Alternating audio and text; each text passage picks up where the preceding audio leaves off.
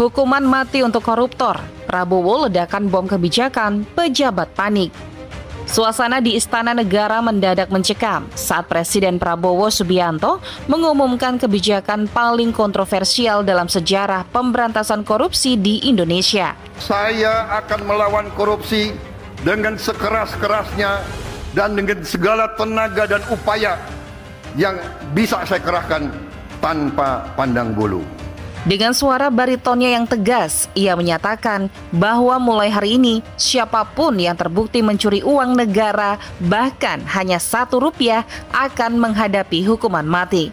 Pernyataan tersebut langsung meledak seperti dinamit di tengah ruang konferensi yang dipenuhi pejabat dan jurnalis. Banyak yang awalnya mengira ini hanyalah retorika kampanye yang tak akan pernah terwujud.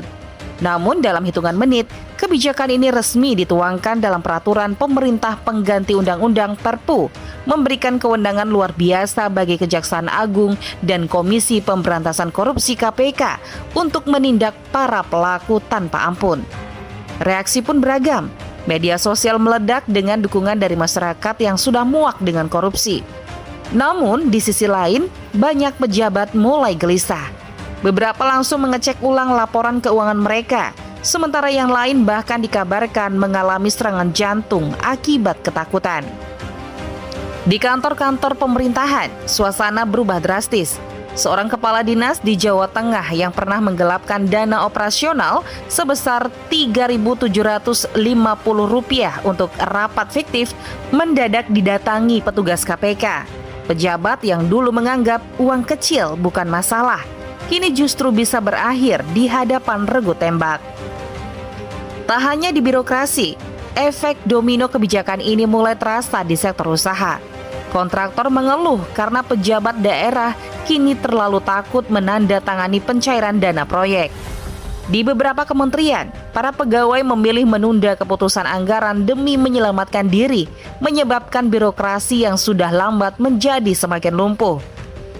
Di tengah kepanikan ini, beberapa kepala daerah mencoba meminta kejelasan hukum terkait batasan korupsi skala kecil. Namun hingga kini belum mendapat jawaban. Sementara itu KPK mulai kewalahan menangani ribuan laporan yang masuk, sebagian besar justru berasal dari para pejabat yang ingin menyelamatkan diri dengan menyerahkan kolega mereka sendiri. Indonesia kini memasuki babak baru dalam perang melawan korupsi. Namun, dengan kepanikan yang melumpuhkan pemerintahan dan ketakutan yang meluas di kalangan birokrat.